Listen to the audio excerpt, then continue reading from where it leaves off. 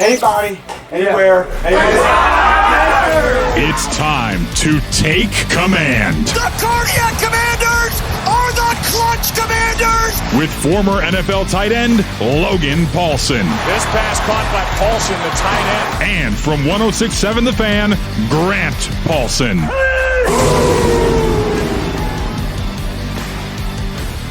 Welcome in to Take Command for the Logan Paulsen film review on the Commanders' 34-27 loss in Atlanta with the former UCLA Bruin, longtime NFL tight end Logan Paulsen. I'm Grant Paulsen. You can check me out on 106.7 The Fan every day from 2 to 6:30. We give you 3 episodes of Take Command every single week. You can watch us on the 106.7 The Fan and Team 980 YouTube pages. More importantly, subscribe, rate, review, download wherever you get your audio to the Take Command podcast. Logan, Atlanta was one of your stops in the NFL, so you were back in one of your old cities. I asked you if you had checked out any of your old haunts.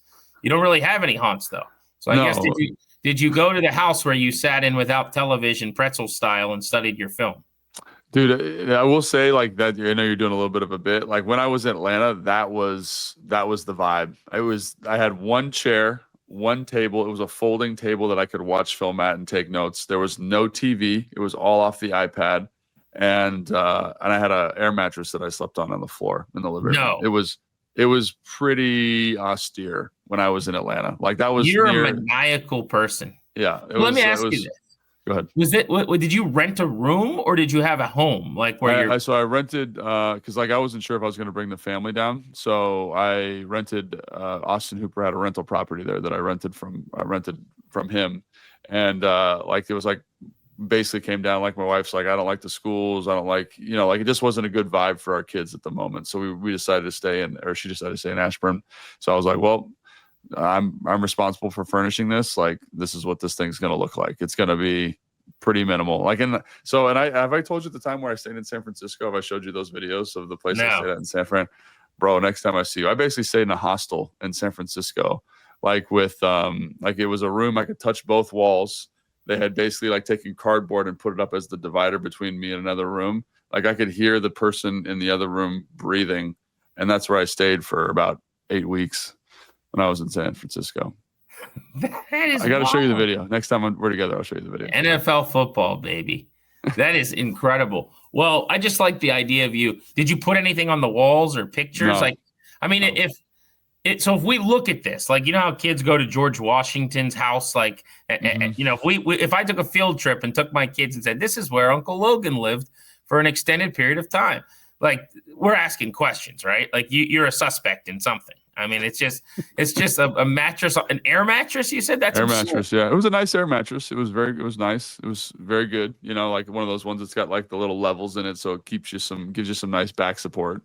But yeah, that was it. I remember I didn't turn the heater on for like I was there for 4 months. I didn't turn it on for the first 3 months I was there. Didn't turn the heater on, so I just be walking around with like sweat. I was a crazy dude, man. I was crazy at the time. So. I have so many more questions, but we'll keep it moving. At some point, I'm going to ask you a lot of those questions, though, ideally on Take Command. But we got a game to talk about, unfortunately, because it wasn't pretty defensively. We'll start on the defensive side of the ball. That's where the game was lost. 34-27 final. Look, we said all week, I mean, Atlanta was not as bad as the tape had suggested coming off of Carolina. It's a week-to-week league early in September, especially in this new era. Do you buy a theory that I have, which is some of the inconsistent nature of like the Packers being the 85 Bears defensively for a few weeks, then giving up 9,000 yards and 600 points to the Cowboys? Like, I think there is this element of less preseason, less time on the grass. September's kind of August. It just seems like the extremes and the roller coaster and the unpredictability early in the year, week to week, is bigger than it's ever been before.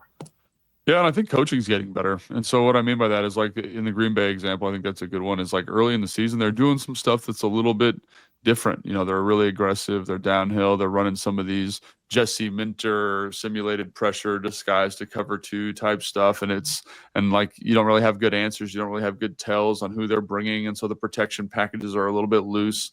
Then obviously you watch the game the other night with the Cowboys, Green Bay versus Cowboys. They have a great protection plan for Micah Parsons. They have a great understanding of what he wants to do from a pressure standpoint, then get the protections targeted. And I think like the more data you get on some of these groups, the better you are. And I think when you look at the Atlanta Falcons, like, we had a lot of criticisms about them in terms of their offensive design, what they're doing. But I think what they were able to do is, like, you saw more. You saw the packages open up. You saw them move Bijan Robinson around the formation. You saw Drake London in different motions. You saw the stacks. You saw the bunches. You saw the run game. And all the things that they were not doing, right, they kind of were able to get to a little bit more play action, all those types of things. So I think it's important to remember that, like, when we're doing these evals, like on this show, like, those coaches in Atlanta, in Green Bay, wherever in the NFL are extremely smart, and they do a ton of self-scouting. And so they kind of look at it and say, well, how do we make this easier for Michael Penix? And they did a great job of making it significantly easier for him. And obviously, I think it helps that, you know, the Commanders are a little bit banged up in the secondary. They're playing some new pieces back there. But overall, like, I think that's like Tana does on our Command Center show. Tana does such a great job of always saying that, like, if you have a bad loss, do you think those dudes on the other side, like, they're competitive, like, this is how they feed their family. They're going to come out here with a new game plan, a new approach, and get this thing right. So I think that it's just always a good reminder, especially early in the season, to your point. Jesse Minter, one of the names Logan dropped there, by the way, is the D coordinator of the Chargers, who Washington has this weekend, came from the collegiate level at Michigan. I want to talk a lot about him in our preview episode next week, because just starting to watch what the Chargers do defensively, it's a fun watch if you don't have to play them. But he is really, really cool and good schematically with some of the things he does. It reminds me a little bit of to your point, like what we saw from Green Bay with a guy who had spent some time in college. But that said, all right, on to the Falcons we go. So 34 points allowed. You know, when you go through some of the specifics here, it's pretty ugly statistically. Almost 7 yards per play, you know, 307 in the net passing, 313 for Michael Penix. A week after, you know, he gets benched and people are calling for his head in Atlanta, you know, he looked like a all-pro passer and had a career day. They give up 100 yards to Bijan Robinson, 69 on one play where they get him on Bobby Wagner. They give up 110 yards to Drake London, who did kind of whatever he wanted on his 10 targets. When you look back at it, if we're breaking this down as problems that involved tackling, almost 15 missed tackles in the game, lack of pass rush. They only hit Michael Penix 2 times all game. That's it, 2. He was one of the worst quarterbacks in the league when pressured. They got 0 pressure. And then coverage, where it just seemed like guys were running free throughout the game. How do you prioritize the reasons for the defensive failure? Yeah, in terms of prioritizing reasons, I think this is something that it's really hard for people who are not around football a lot to understand. Is it's symbiotic, right? Football is the ultimate team game. So I think a great example of this is the big explosive play to Drake London down the sideline on the out and up, right? When you look at that, you say, like, I think Marshawn Lattimore is in pretty good coverage. Is he being maybe a little bit over aggressive to the out? Sure. But, like, when you go back and you watch the end zone, you see that the rush is not getting home. Michael Penix pump fakes. So he gets back, hitches, pump fakes, hitches again, and then throws the football. And so to me, like, that's a pressure issue, right? And could Marshawn Lattimore be better in coverage? Sure. Like, could he be more disciplined? Sure. But also there's an expectation there that the rush is going to get home. And so I look at kind of what the defense is kind of transitioning to. And in the beginning of the season, in training camp, in the offseason, I felt like they were really hyper aggressive. Man coverage, we're going to blitz, we're going to do all these different things, and we're going to live by the sword, we're going to die by the sword. And you get a little bit burned. You get a couple of injuries on defense, and I feel like the identity of the defense is shifted a little bit to something that's a little bit more conservative. And when you get these, and I'm not saying that's right or wrong, that's just in terms of my observation, what's happening. You expose elements of the team that you didn't get to see before, right? You didn't get to see, like maybe our coverage, our back end stuff isn't as good because all training camp and all preseason, we're blitzing people and we're getting the ball out quickly, and we have this timing in our head in the secondary. So I think when I look at what's happening, there's been a shift. I think injury related. I think some of the schematic stuff we saw from Green Bay affected that too. And I think you're seeing some of the results of that. So if you're prioritizing one thing over another, I think it's everything together. It's the rush, it's the tackling, it's the angles. And I think when you come down to it, like when I talked to Fletch about this yesterday for the Booth Review podcast, like it's really the details, right? And I think nothing exemplifies that more than trying to tackle Bijan Robinson in outside zone. Like he's running outside zone to the right. Like Kinlaw does a great job, like throwing the guard in the backfield. He splits the double team. He takes a little bit of a bad angle, right? And then Bijan just squirts through the gap for a 5-yard gain. And so if you were just watching Kinlaw, you're like, that's a good play. If you're watching the nose guard, you're like, that's a good play. If you're watching the front side end, that's a good play. But we're inches off. And I think like that's kind of what you're feeling when you're watching is, can we tighten the screws from a coaching standpoint, from a player standpoint, so that these details really come to life and we can execute this defense the way Joe Witt wants it to be executed. So you mentioned Marshon Lattimore. That's a good launching point. He has become kind of the punching bag, it seems like, for the fan base. Oftentimes there's a player or something that ends up attracting a lot of the vitriol. It's the, you know, the light the bug attracts to or whatever. And so a lot of us are going, man, this is not good enough. And I understand how we got here, right? I mean, in the case of Marshon Lattimore, they traded 3 picks for him and considered him to be a corner one.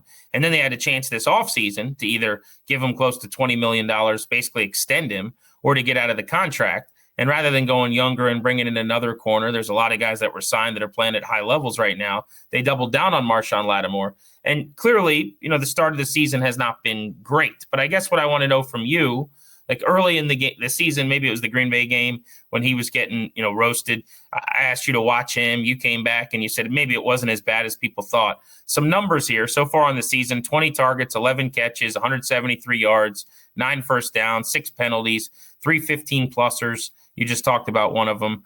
In week 4 this week, he led the NFL in highest yards per coverage snap, meaning how many snaps you're out there in coverage and yards given up. You do the math, and it was basically 3 yards a play for him, which was worst among corners.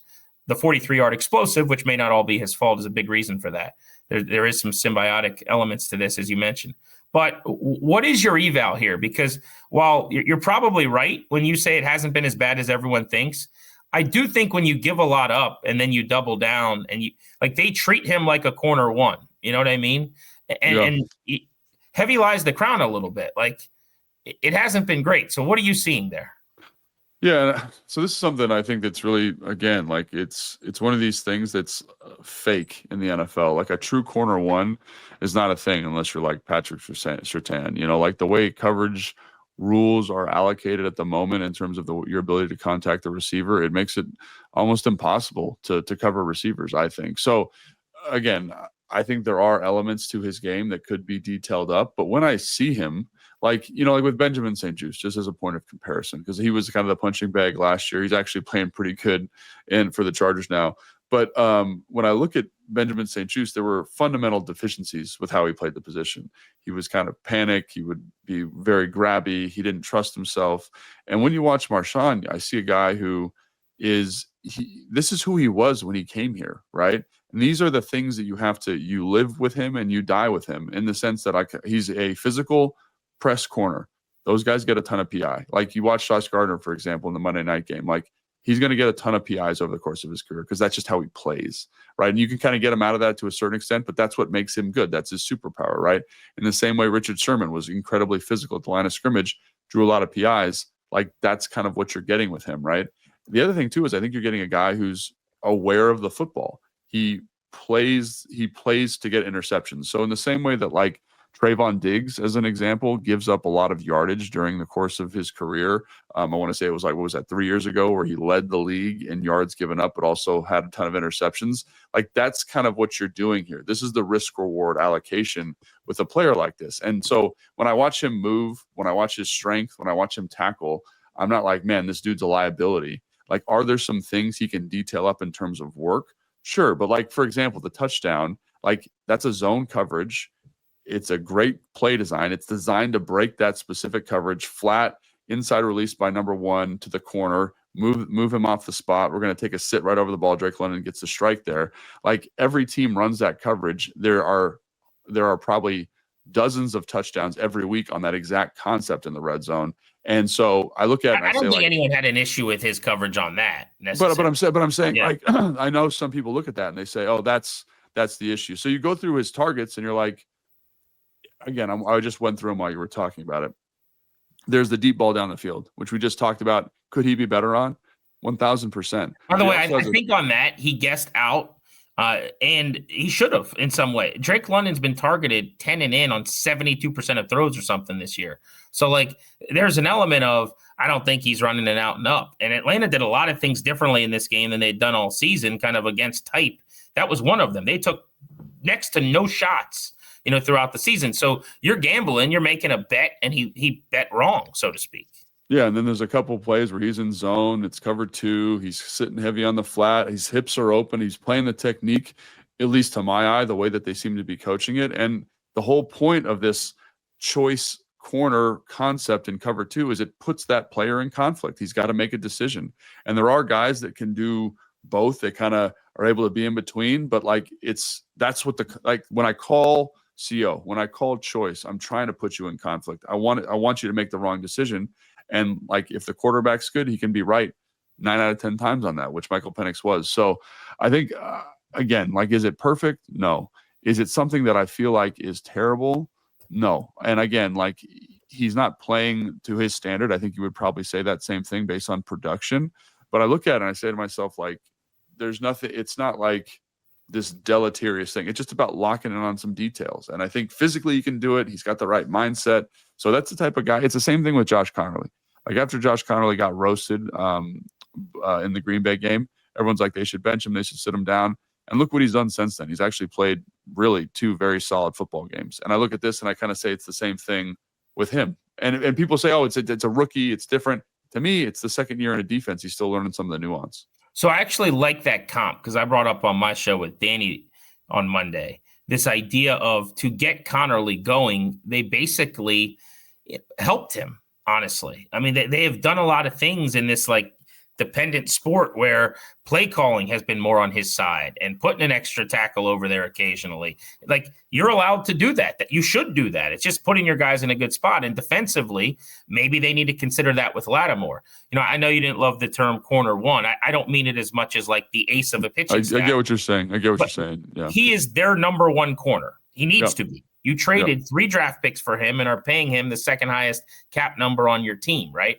And so just generally, if you're Joe Witt, when you're putting your plan together, I think at the start of the year, you're going, all right, we'll help Lattimore less. There's just going to be more asked of him than maybe the rookie who's never played Amos or Noah Igbenogany if he's out there or whatever. I might help him with a safety or bracket something his way. And it just seems like, the ask of Lattimore maybe has not been a win to this point. But I guess what I would ask you is, because I defer to, and I think you're completely right. I think a lot of times as fans, we see a guy catching a football and running and we go, oh my gosh. And at a position, by the way, where you're out there for 70 snaps, if you have 2 bad ones, it's a terrible game. It's like tackle, which is another reason why I like the comp. But you can understand too, from a fan standpoint, the perception is, well, this team gave up 3 draft picks, including a 3rd rounder, and he's the second highest paid cap number guy on the team behind Daron Payne.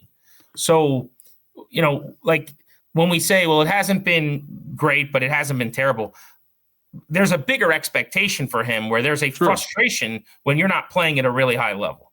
And this is not a criticism of the fan base. I understand the frustration and I empathize with it tremendously for the reasons that you said, right? But again, this is to me, corner in the draft and in free agency is one of the toughest positions to get right. And so I think that's maybe why I'm so empathetic to the decision, because I think I look at him physically, I look at the mindset, and it checks all the boxes. Again, when you compare him to other people that have been brought in here, it didn't fit. It was never going to work. It was never going to be right. Here, I'm at least that we're in the same ballpark. We're in the same zip code. And that's the difficulty of corner. I've said this on our Ticket to the Draft podcast, which I do for the Commanders. Corner is so hard to evaluate because it's so scheme dependent. So, as an example, they're running a little bit more zone now in this last game against Atlanta. A little bit more zone, a little bit more cover 2. He's traditionally been a man corner, right? And so these things are new skill sets, new focal points for him. And I think that's something that you have to acknowledge. Even though he's a veteran player, there is some new teaching involved with this. And so I think that's something that's important to remember. So again, I understand the fans' frustration, and I'm not giving an excuse for him. And he doesn't want excuses. As a professional player, you don't want an excuse for yourself. It's just context. It's just saying he's doing something new. He's drawing tough matchups. He's on Drake London the whole game, basically, right?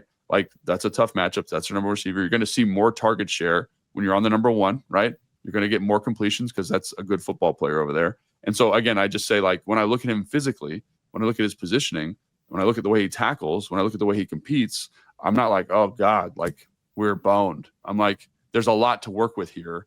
Let's give him an opportunity to continue to grow in the defense. And again, let's let Joe, like, think about it. This is really like his first year in the defense because he was so injured last year. Let's give Joe Witt Jr. and the staff an opportunity to kind of say, hey, we thought he could do this. He's actually better at this than we thought. And let's do the Josh Connolly thing where we find what's best for him. And I will say that's a little bit harder to do with a secondary player because you have to run your base coverages.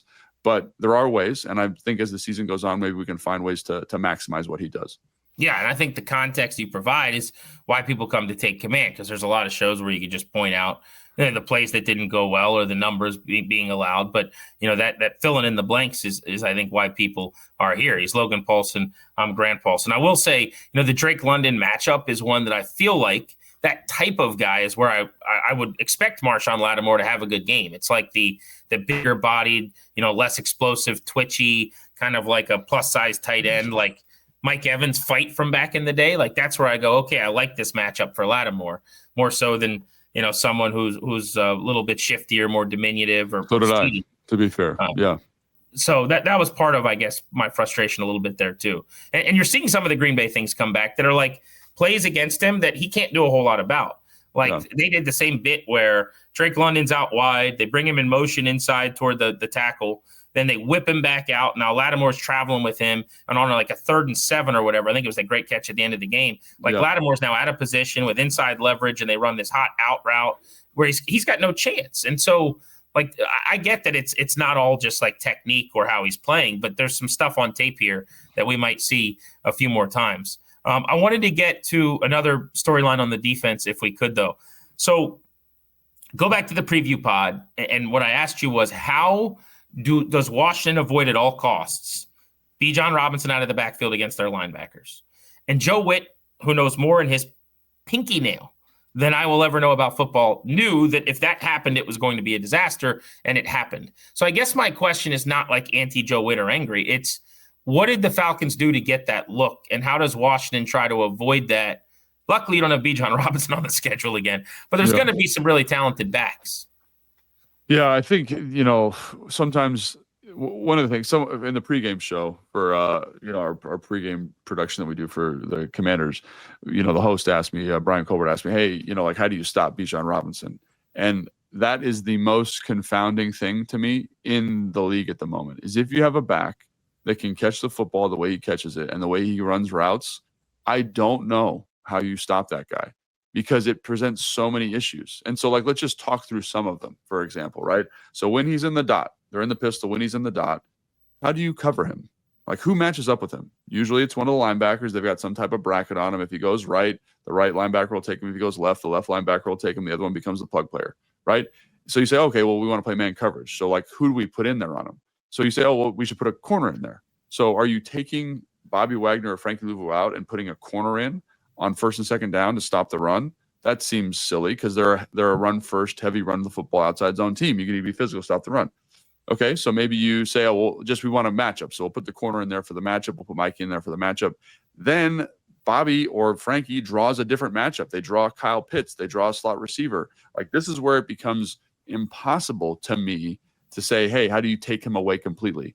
And so one of the things is that they played a little bit more zone. I think that was part of it to kind of limit the one-on-one matchups with linebackers and running backs. But sometimes you got to throw your pitch. You got to get in a 5-man front. You got to play man coverage, and you got to say, let's heat us up and let's try to get after you a little bit and stop the run. And when they do that, they had a really good call on. I'm talking about the explosive play. They're in that jam front. They're playing man coverage. There's a little bit of foot traffic. I'm sure Bobby would say he wishes he would have played over the top as opposed to underneath. Either way, it's a completion. Either way, Bobby's one-on-one with him. And over the course of 65 plays or 70 plays in a game, those happen. Those one-on-one matchups happen, and you hope to God that you've got the right call, and they don't. In this case, you had the wrong call on, and they had the perfect call, literally the perfect call. I coach high school football. They're running some type of man-picking mesh there, right? With the two guys kind of picking the linebacker. You've got two guys creating traffic, and you've got him running the rail.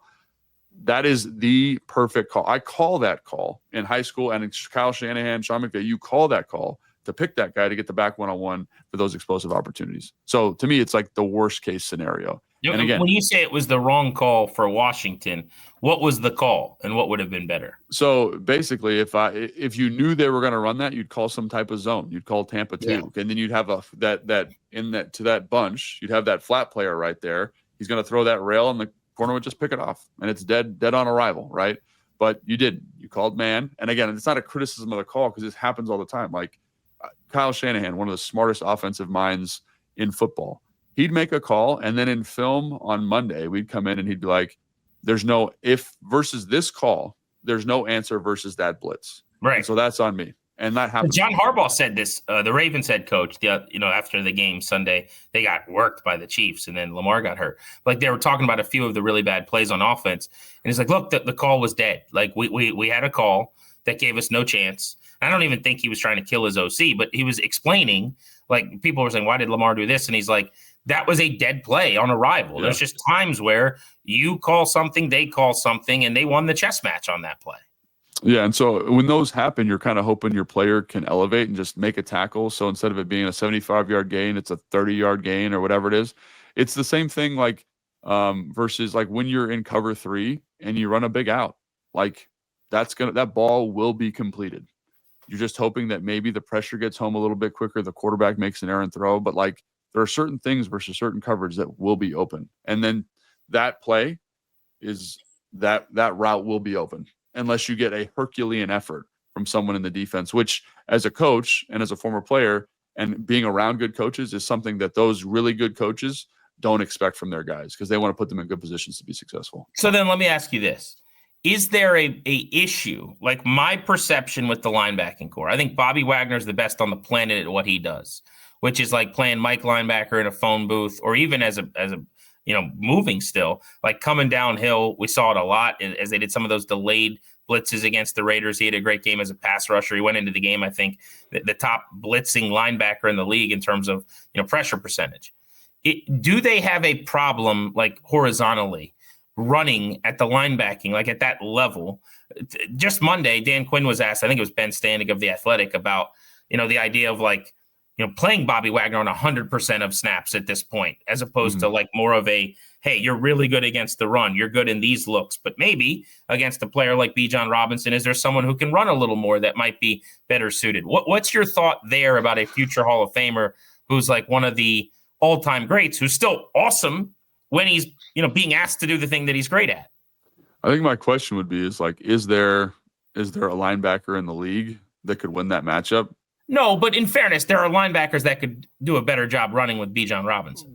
But I'm saying on this specific play, in this specific instance, right, with two guys creating picks for you, like he's going to be open. Like versus that call, that execution by Atlanta, like I don't care if you're Fred Warner, like he will be open. You know what I mean? Like that's the design of the play. So I guess I'm speaking then not specifically that play, but again, there's 13 games to go here, and there's a lot of pass catching running backs. Like, and blow me out of the water. Tell me I'm wrong. I mean, my perception is they're going to have a problem when it comes to teams getting guys against their linebackers in space. Is that a flawed thought? Is there something they can do about that? So. No, it's not a flawed thought, but I this is something that I think is really interesting about football in general. Offensive football, defensive football, is they are your worst coverage player, linebackers usually. So the whole point of the offense is to get them in coverage situations. So like when you think about like drift as an example, or Kyle Shanahan, everyone says like, why is Kyle Shanahan's offense so good? And like, we've talked about this a lot because he was here, whatever. Is you're isolating those two dudes in the middle of the field because they're in run conflict, they're in pass conflict. They have to cover better athletes. Like that's the whole issue with that. They have to cover tight ends. They have to cover running backs. So every team in the NFL has issues with this, right? Like Roquan Smith before he got hurt. Like there's some terrible cover, and he's one of the better linebackers in the league. There's some terrible coverage clips of him, right? Where he's got a run conflict. He's got to match a seam. The dude's wide open. It ends up being an explosive play, right? So my thing is like, that's the whole point of defense is how do you insulate those guys? And so is Bobby the coverage player that he once was? No. I think generally this is a hard thing that needs to be contended with for every team in the league. And are there things we can do to manage it from a play caller standpoint? Yes. Is Joe Wood Jr. acutely aware of that? Absolutely. And I think that's where you got to kind of say, what are the, we talked about insulating Marshawn. I'm not that worried about insulating Marshawn. I am more worried about insulating those guys and putting them in positions where they can be doing what they need to do. So like, I want them blitzing. I want them getting downhill. I want the simulated pressure stuff to come back, right? That's, I think, where this team is at its best, because you're speaking to their skill set and you're taking them out of these compromising looks. So that's more what I'd look to, is like, this is something every team is negotiating. And then the question then becomes is how Joe Witt Jr. manages this moving forward. So then the last thing, and we've gone long on the defense, we'll be shorter on the offense, but I do wonder, so to try to get more pressure here moving forward, like what should Joe Witt do? Because that's how you're going to help Lattimore. That's how you're going to make the guys on the back end right. And their job is too difficult when you hit the quarterback twice. And on that 43-yard gain, Penix, I pointed this out. I posted this clip on Twitter. Like he's climbing, he's crow hopping. Like it's the easiest throw in the world. I mean, it's not a real ask of a corner on an island to do that. So it's 2 hits on the QB. They're playing a team this week that won't have either of its all-pro caliber tackles. The Chargers have given up a pressure rate that's one of the highest in the league over the last couple of weeks. And in fact, after Joe Alt got hurt, it was over 50% of snaps where Justin Herbert was just under duress. I mean, they cannot keep him upright. It feels to me like this is a week where you 100% can and will get pressure. But do you think they need to get more aggressive back to some of the fire that, the 5 dog, the 6 blitz stuff they were doing? Or do you think they need to win with 4? What's your prescription here against the Chargers? Yeah. So a couple thoughts I have about this. And again, this is something that's a more long-term research project. Is most defensive coordinators have a line somewhere where it's like, when we get to this point, so let's say it's 3rd and 7, we feel comfortable bringing our pressure. So one thing that I will point out is I think just getting a little bit better 1st and 2nd down efficiency will help them bring more pressure, right? Help them get into these situations where they feel more comfortable calling some of these looks. I will say, going back and watching, what I think the big plays stick out, obviously, like the explosive play to Drake London, the explosive play to Bijan. But the thing that really was the dagger was the death by 1,000 paper cuts for the most part, right? It was like, hey, we got a choice route by Bijan. Here's a 5-yard gain. Here's a 12-yard gain on a little corner route. Here's this little, it wasn't and here's a 5-yard run by Bijan. Here's a 6-yard run by Algier. So they were always, for the most part, in pretty positive down and distance. And there were a couple 2nd and longs that they weren't able to capitalize on. I think John Kite made a post about that. But I think on the whole, it was those 5 to 15-yard hits that they were able to get underneath that really made it challenging. And I think it kind of kept them out of the stuff that they want to do in terms of pressuring on 3rd down. So that's what I'd say is can we clean up the 1st and 2nd down stuff to get in those situations where we're bringing more, we're being who we want to be more. And so I think that's something I'm going to keep an eye on moving forward, because I do think they have to do more of that. I think that was kind of the handshake agreement that we all kind of thought intellectually was they don't have that elite edge rusher, but that's okay, because we're going to get 8 sacks from Frankie Louvu. We're going to get 10 sacks from Dorrance Armstrong. We're going to get 6 sacks from Von Miller. And that works if you're in those 3rd down pressure packages, which they haven't been in. And they weren't in enough in Atlanta because of the 1st and 2nd down efficiency of Atlanta, I would say. Yeah. And specifically, if I could speak, the 2nd down issues that they had. Yeah. Because there were plenty of times where they did the hard part on 1st down and earned the right to rush the quarterback a little bit. And then on 2nd and 17 and 14 and 13 and 15, you're giving up these big monster 1st down type plays over and over again. And that was definitely an issue. And to piggyback off of that point, I think this is also something that's important. I really liked how Atlanta called those situations, because they weren't trying to find chunks. They were trying to find, here's 8 yards. And now we're in 3rd and 4, 3rd and 5, and that's a much more manageable down and distance. It really reminded me a lot of how Cliff calls longer down and distances, right? He doesn't think of it as I need to get it all back with 1. It's I need to get 25% back, and then I need to get 30% back, and then now we're ready to rock and roll. And I think hats off to Atlanta, because I thought they called those situations really, really well. And they kind of had a feel for what Joe Witt wanted to be in from a coverage standpoint, and the concepts reflected that. Commanders did get their first takeaway of the season in their 4 games, intercepting Penix. They've given up 32 explosives, 28th in the league. Last year at this time, they'd given up 34 explosives, which was tied for 30th in the NFL. All right, he's Logan Paulsen. I'm Grant Paulsen. Let's talk offense. We'll see if Logan agrees. I thought the offense was good enough to win the football game, and Mariota did plenty in this game. But let's dive into that next on Take Command.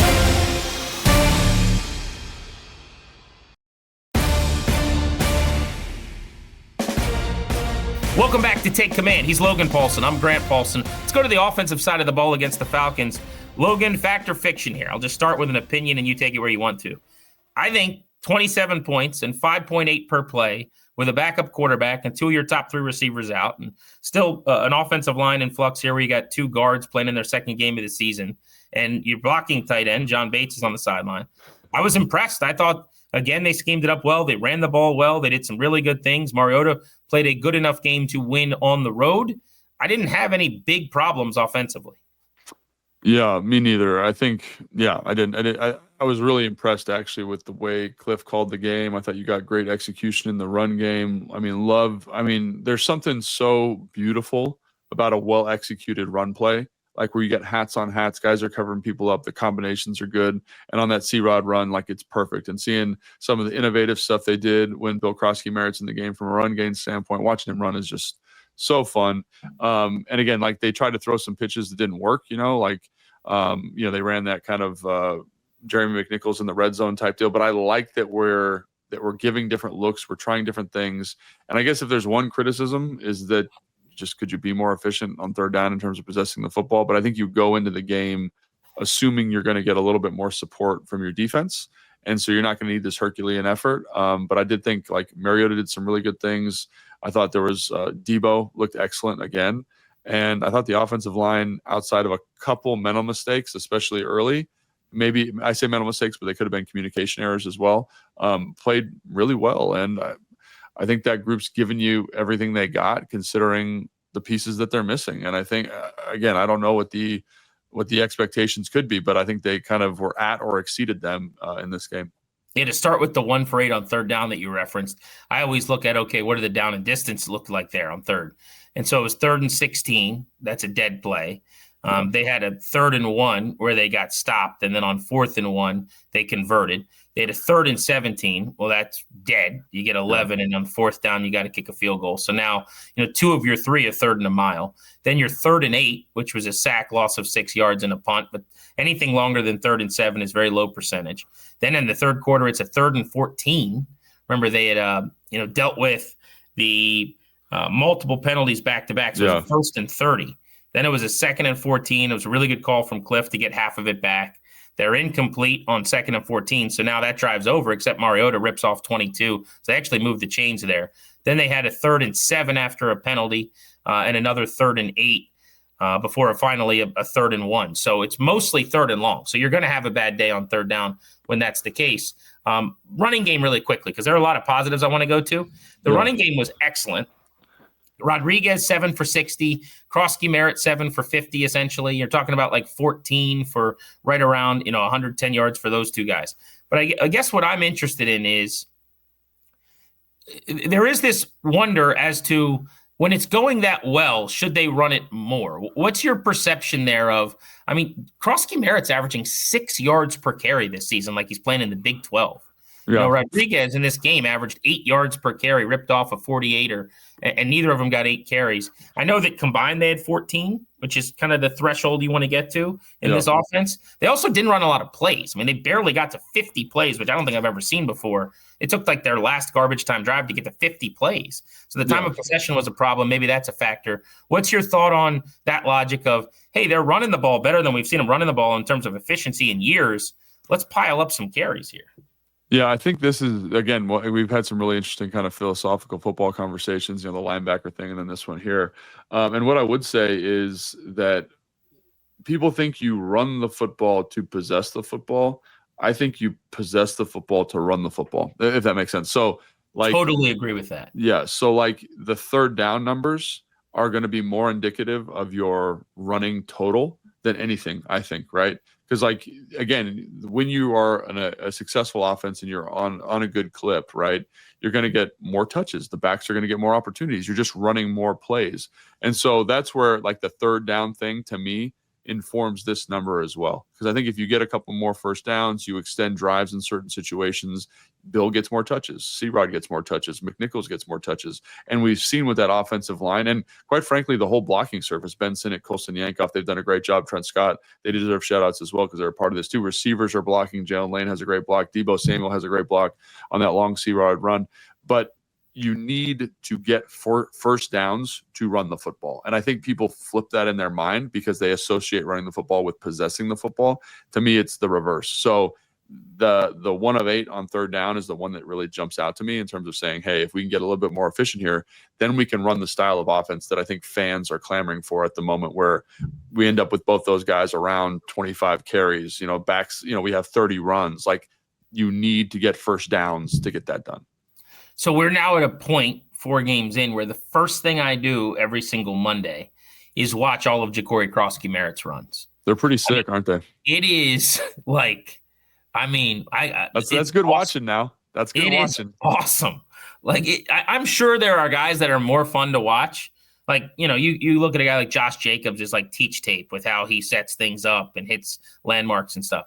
But Krosky-Merritt, there was one play that I saw out of his 7 carries where he didn't get kind of more than was schemed up. He just, gets upfield for a couple yards, somebody swallows him up, a couple guys bring him down. But for the most part, it's almost like surfer through waves, like with this vision of like, oh, it's dead. He hops somewhere and he's got space, and now it's another 4 yards, and then there's power to finish it. He's just a blast to watch. I haven't been this excited about a ball carrier since Clinton Portis here. And you blocked for Alfred Morris, who was a dude. I mean, he ran for 1,600 yards as a 6th-round pick as a rookie. But it was kind of very much like one cut up the field, get what's there. Like, he was excellent.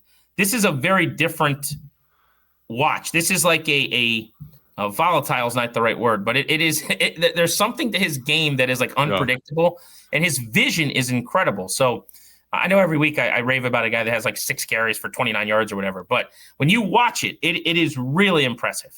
Yeah, so it's funny because I watched all the defensive runs first, with Bijan Robinson, and his ability, dude, is sick to like hunt and peck and, get skinny through this hole and get diverted. I mean, Bijan Robinson makes a 5-yard run. Looks like that's the coolest play I've seen all week. You know what I'm saying? And then I went and watched the Commanders runs, and I was like, kind of had to rub my eyes a little bit because it's not the same. So everyone calm down, but there's an element of that, like, this vision where I can feel the block coming across, put my foot in the ground, cut back across here, get vertical on less steps than most backs take. And so that kind of jitterbug suddenness, that bursty acceleration through the hole, it felt very similar. And so there's a little bit more Pacheco to Bill Krosky-Merritt in terms of running style, like this flailing. That's a good way to put it. That's a very good way to put it. But I think that it's fun, man. And I think it's been this really nice, 3-headed monster in the backfield of, Chris Rodriguez looks different, but his ability to get shoulders square, run through contact, and then Bill's ability to kind of dance around while having some power to him. And then McNichols is just like this tough battering ram of a runner. Like, I think those guys have become, with the absences of some of these receivers, like the focal point of playmaking for the offense outside of Debo Samuel. So I definitely think they deserve more touches in terms of how they get that done, because I think, again, Bill deserves more touches. They need to possess the football more. So what do you think of Mariota? The interception, which is the only one he's thrown in like 92 attempts as a Commander, was a throw he wants back. It looked like lane 1, and if you throw that kind of in a certain way, it's a touchdown probably. But he misses inside and kind of leads it to the safety on an overthrow. I only saw 2 other what I would consider like whoopsie throws in the whole game out of 27. The miss to Ertz on the out route on a 3rd down, if you remember, that he sailed. Yep. That's a first down. You can move the chains there. And then there was a near pick where if he just waits another beat and there's not a lot of pressure around him, he could have, Ertz clears and you've got an easy catch and run in the middle of the field. Instead, he throws a little early, and a linebacker makes a ridiculous play. That was a crazy play by that guy. One-handed almost interception. It was awesome. But like that was one, if you wait a split second, you're a little more patient. That's a nice catch and run kind of schemed up by Cliff. But those were the only ones I found. Otherwise, I thought it was kind of football, and it was mostly like really good decisions. For a backup quarterback on the road, like what else do you want? Yeah, I actually thought the interception, and I'm glad you brought up those two throws because those are the ones I'd reference as well. But I think like the touchdown to Debo, to Debo that was a dime. He's got pressure, balls right in the basket. The touchdown to Luke, like his ability to look the safety off, the hook player follows his eyes and just deliver that strike right down the pipe. There's a couple where he's kind of got to work through his full progression, getting back to Luke on that dig. The 2-point conversion where we're kind of selling the zone read to the perimeter, then backing up, making that throw.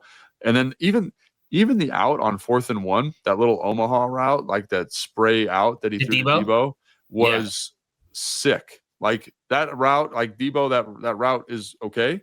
Not a ton of separation. That was a dot. And so like when you look at it, you're like, he's kind of balling low key. You know what I'm saying? And so like obviously there's the pick, there's a couple you miss. But that happens to everybody. You know what I'm saying? Michael Penix had a pretty good day, but there's a couple where you're like, you missed that throw? Like, come on. So, like, I think Marcus is doing a great job. He's leading the team really well. He's not taking a lot of sacks. O-line's supporting him. And I think that's one of the things that you mentioned is like the offense felt like it played pretty consistently, and they found some good opportunities. And I think he's a big reason for that. All signs point to Jaden Daniels for now, possibly being able to play on Sunday. NFL Network had a report saying as much. You know, the rumblings were that as the week went on, this workout on Saturday that he had after a day off Friday, that it went very well. So barring a setback, hopefully he's back on the field against the Chargers and only misses those 2 games. We'll talk more about that in our preview episode coming up later in the week. So make sure you subscribe, rate, review, and come back for more of Take Command when we look ahead to the Chargers. The young receivers, what'd you see there? Luke catches a touchdown, second straight game. It was only the 2 catches, but it's a dig route and then back of the end zone, sure-handed grab. Jalen Lane got involved. He actually caught a 30-plus yarder that got brought back on a Senate hold, think it was. It would have been a 3-catch day for him for, around 50-some yards. And then if Mariota drops that touchdown throw in the bucket on the interception, you're talking about like an 85-yard day with a long touchdown. But it was 2 on comebackers, basically. And then even Tay Martin got involved off the practice squad, ran a good route and made a catch for a first down. What'd you think of those guys trying to help out without McLaurin and Noah Brown? I thought that route Tay Martin ran was exquisite. It's like a little stutter hitch to a comeback. Really great separation, good suddenness. I thought he did some nice job blocking too, just getting in there, being physical. Love to see guys who, when they get their opportunities, kind of taking a swing for it. That's great.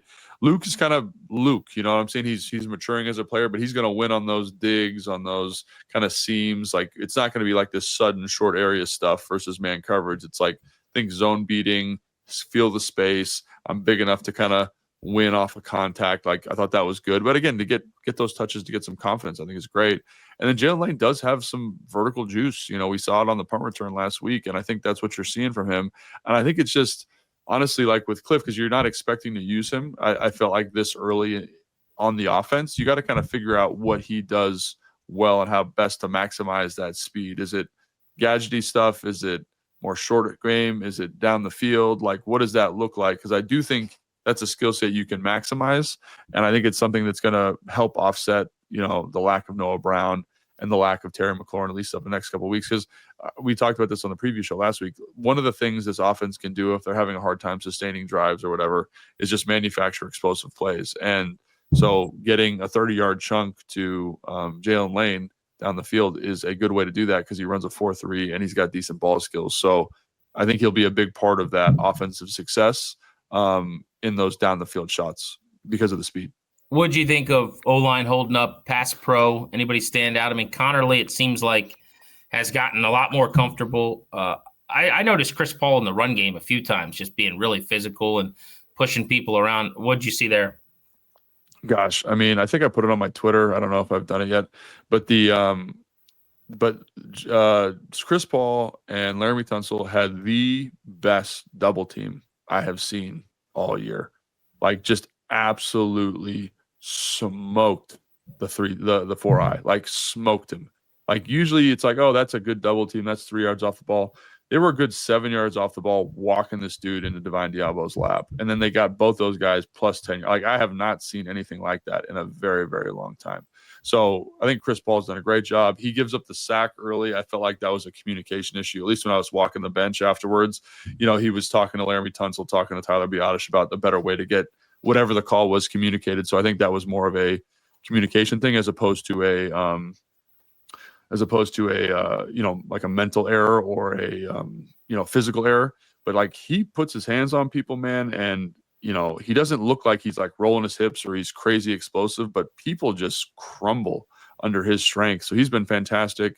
You mentioned Josh Connerly. Like, this is the first game he hasn't had to block some freaky edge rusher, and like, he throws a good sheet. And so, like, I'm not Nostradamus or anything, but that seems like there's a strong correlation there between, like, I'm not blocking Micah Parsons, Max Crosby, or Brian Burns. Cool. I'm going to actually throw a really good game and look really good doing it. So I think his upside is tremendous. Wiley was incredibly solid. Biotish does Biotish things where he's kind of getting into space and being squirrely and doing all that stuff. So I think that group played well. And I think that's something that I've been really pleased with since they've kind of moved some pieces around. The consistency's gone way, way up. And if I could say this, at least for a week, you guys can all leave kicker Matt Gay alone. 4 for 4, made a 52-yarder. I mean, can we give this guy a respite, right? Can we give this guy a week or two until he misses another kick? Let's just everyone calm down. He's bought himself some time here. 6 straight made field goals, 7 for 10 on the season. Feels a little better than 1 for 4. We're making moves here. Look. Yeah, we're making moves. We're progressing. There are, even though that game was tough at points, I think there are some positives coming out of it, like which are exciting. You mentioned the kicker. I thought the special teams played. I mean, golly, talk about being on the sideline. That was one of the most physical kickoff return games on the whole I've ever seen. I felt bad for Ale Cajo, who clearly, got concussed and was out for a second. But like that collision, I can't even imagine from the sideline, because in my basement, audibly, I went, "Ooh!" I was like, violent. Dude, it was violent. And then like they were making like Nick Bellore every game has like a hit where I'm like, a mortal human would die. Like, those guys are playing hard. Shout out to Larry Izzo, man. That group's doing a great job. So there are some positive things to take away from this game. Another massive kick return too. Even with Debo, because they were out 2 receivers, didn't return any kicks. So it was Luke kind of full time as the guy. He rips off a 50-pluser and had the most return yards they've had in a game since like Brandon Banks when you were on the team back in 2010 in Detroit or something. Now they also got a lot of chances to return kicks, which was not as fun because of the defensive performance. But still, a couple hundred yards as a returner, as a kick returner, and he did. I thought again acquitted himself really, really well. Yeah, and I couldn't do it, man. I could not return kicks like that. He just literally just runs straight. I mean, he's setting stuff up, but it's like the hole open up. I like to stand behind him on kickoffs. The hole open up, and you're like, and he just doesn't even flinch. Hits that thing, and then will just get absolutely sawed in half. Kind of take a second to get himself, and then hop off to the sideline. I'm just like, man, it takes a special kind of courage to be doing what he's doing back there. He's doing a great job. So let's go full circle to end Take Command here. And again, we'll have our preview pod ahead of the Chargers coming up this week. So in this house that you stay in that has nothing, right? You're on this mattress. There's nothing on the walls. There's no lamps, right? There's no light. There's no utensil. Did you have a fork and a knife in that house? No. You didn't? No. What did you eat? Well, I eat at the facility. I eat dinner at the facility. So you would never, you never like brought home food and ate at your house? No. So did you ever eat anything at that house? I'm sure I'd bring something like from the facility. I'd bring something home with a plastic fork, eat that thing, and then put that. Gotcha. Did you have a cup in that house? No, bottled water only from the facility. Wow. So there wasn't even a single cup. So like if someone came over and they like opened cabinets, there's not a single thing in any cabinet. I'd be like, drink out of the sink. Not a single plate. No, I didn't have anything. That's unbelievable. That makes minimalists look like they are extravagant. You know what I'm saying? Well, I mean, so I get to work at 5:30 in the morning. I leave at 7, and then I study a little film and go to bed. Like, that's what I would do. So like, you had power and you had internet. Yeah, there was power. I did. I think I did have internet. I think I did have internet. Did you consider not having power? It did cross my mind. I mean, that's just, you could just go home and go straight to bed at that point. Yeah, that was actually going to help me with my sleep cycle. There was no lights, no TV, just put your head down and go to sleep. I need to charge my phone and need to charge my iPad. So and this wasn't one room; it was an entire apartment. It was a house. Yeah, a house. So did you only have the house heat map that was red where you are? Did you only have stuff in one room? No, so I had the living room, which was my table and foldable chair, and then I had the mattress upstairs because I'm not a total psycho. It was in the bedroom. Yeah, of course. So I mean, I would have paid money to see this house. In fact, it was Houston where I think we got together at the end of your career. Yeah, when I was traveling. I was going to say I should have come over, but that was not Atlanta. Wow, that is unbelievable. Okay, so you walk in, you've got a chair and a table in the living room, and then nothing else in the whole house except for the mattress and your phone charger. Yeah. I was about. So people say, "Oh, you're about football or whatever." I'm telling you, that is about football, dude. There was not a lot of other space for me when I was playing. And people are like, so I've told this story on the show before. I was one of the least athletic people ever to play in the NFL as a tight end. I had a buddy. Have I told you the story? Who charted out the last. It was the last 20 years starting tight ends measurables from the combine. And green is good, yellow's okay, red is bad, shouldn't be in. And there was only 2 guys in that 20-year span that had bad measurables. Your boy was one of them. So the only way I was sticking around is if I was just thinking about football all the time. Well, he did it. He pulled it off. Let's take command with Logan Paulsen, who now has a bed. I got a bed, got some stuff on the walls here. Plates, forks, and knives. That's how you do it right there. Now, if it was up to you, I don't know if you would. This is the wife who's taking good care of you, I would say. Doing some interior feminine design. Touch. Exactly. Next time, we are looking ahead to the Chargers. They are very good defensively. Justin Herbert got off to an MVP start to the season. They did stub their toe against the Giants, and they've got major injuries along the offensive line. So maybe an opportunity for a much more friendly, winnable matchup than people would have thought 72 hours ago or something like that. But we will talk about that when we reconvene on Take Command.